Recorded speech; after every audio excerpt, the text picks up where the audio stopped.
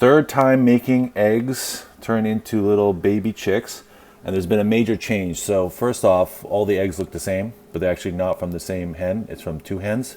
Before, I used to have more random selection of hens. Now I actually picked the one I wanted, and I did not put 12. I put in 9. And another big difference is the father now is known as well. I only have one father, and I actually tested these eggs earlier with cracking them open. I think out of 6 that I opened, 4 were fertilized. That's a pure guess. I don't know how to tell if something's fertilized or not, but I think 4 were fertilized.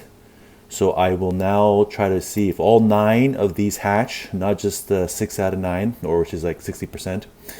Also, I had 6 I did not pick from here. So these 9 got picked, the 6 were rejected, and I went by size. So I noticed that all males are bigger than females. So I'm thinking maybe we already know it's a male and female by the egg. So I would compare one egg to the other one, and if it was slightly smaller, I picked it. So I think all 9 of these hopefully are female, and we'll know in 21 days. But before that, you'll see the parents. Here are the parents. So the one with the red comb there on his face is a white chicken, a boy, a rooster, but he actually has brown eggs in his genes. And the 2 in the back are the moms. The one that's blonde there has white eggs, and the one that's black there has white eggs. So the irony of a white chicken having brown eggs and a black chicken having white eggs. This is how farms work, and also there's some red sex eggs checking them out. So this is the genetics going into those eggs, and because of the differences with all of these, none of these chickens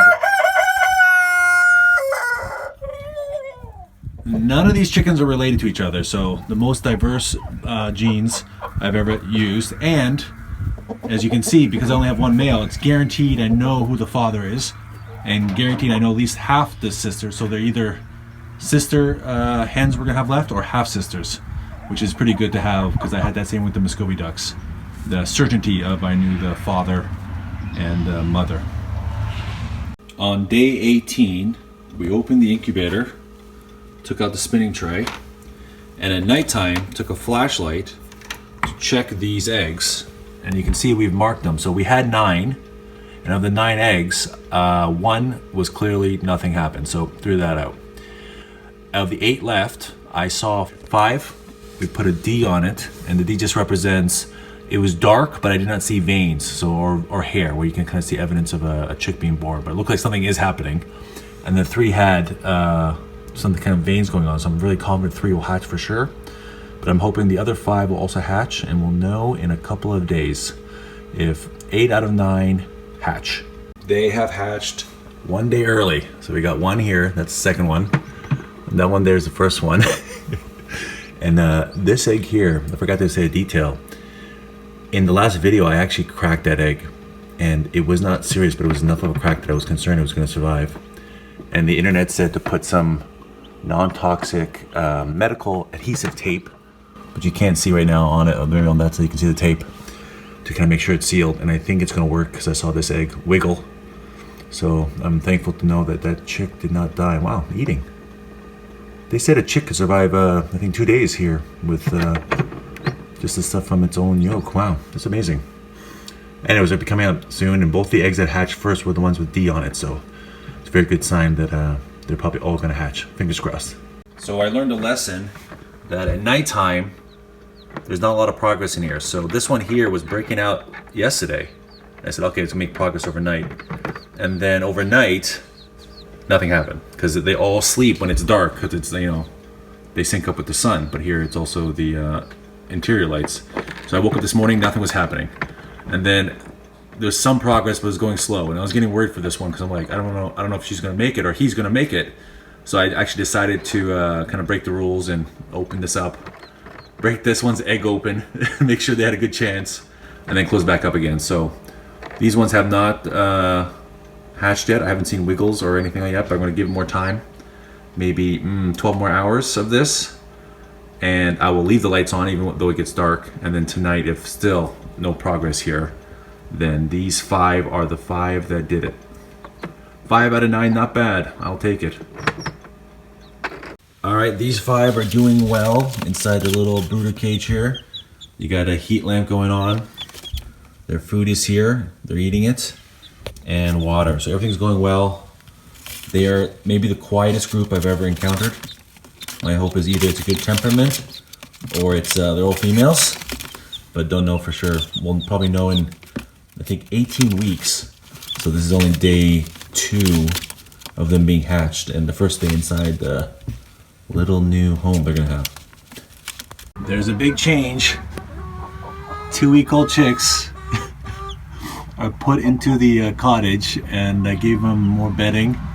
Full of life and zest and feisty. They've gone from that to a silent mode to hunkering down, getting cushioned. And the good news is there's a chicken here with them, Lone Wolf. She's a pretty good mom, so she'll just lead by example, but I don't think she's gonna sit on them. And right now they're in cuddle mode, trying to stay warm and realizing life is tough, but they're doing the right thing. They're bonding together. There's one small one here, so I hope it doesn't die. They're only 2 weeks old, so they may not be ready for the weather, especially nighttime, but I think they'll make it and survive and thrive. So this is their chance to kind of prove themselves. I think they can do it too, so fingers crossed these 5 will make it live outside. Someone's sleeping already. It's funny. You trust me so much? That's so cute. All right. Oh wait, there's mom. Not mom, adopted mom. Nearby. They know she exists. There's water and food in her area, so if they go down, they can get the food and water. It's right over here, a little door. Here you guys go. You'll make it. I believe in you. So things are going well, but on the first night, I was so worried. And what happened? A bit of a miracle happened. These 5, they were cuddling out of nowhere. Lone Wolf decided to sit beside them and keep them warm and keep them safe. But because they don't know what a mom is, they're actually afraid of her. And she'll step in to help them when they need it, but mostly they just avoid her. And right now you can see these 5 little chicks are enjoying the challenge of being out here, but are not as confident as they were inside the house. Let's see if we can go pet them. We got 2-week-old chicks here. Oh, 2 weeks. Oh, you're so cute. You're so cute. Everyone's doing good. See this? Pretty calm. Good sign. These 5 chicks are 3 weeks old, and they have really adapted to being in the cottage. It's technically a chicken coop, but we call it a cottage because we don't plan to use it all year round, just for this breeding purposes and also having babies being raised. Before, these chicks had a chicken in here to help them kind of cope, and they figured it out on their own, so I was able to remove that chicken. And now it's just a baby place where they can eat food without any competition, which was the plan. They'd be able to eat food with no adults competing, so they can grow full and big. They are 3 weeks old. Okay, as you can see, a lot of time has changed since these had a video. So they're now 12 weeks old. And I actually tried to put them in the barn, in the cottage with the other chicks, but then they had drama because there was a mom there. And then I put them in the barn, and they actually were able to compete with the adults at the 8-week mark, where I felt like they could stand up for themselves. And then recently I realized at 12 weeks, they're struggling to grow. So I don't think they're getting enough food. And I put them back into this little cottage here for the babies. And it seems to be going better, but won't know until later. And here they are, drinking their water. When new adventure lies just around the bend. So if you want to join me for a while, just grab your hat, come travel light, that's hobo style. Maybe tomorrow I want to settle down. Until tomorrow, the whole world is my home.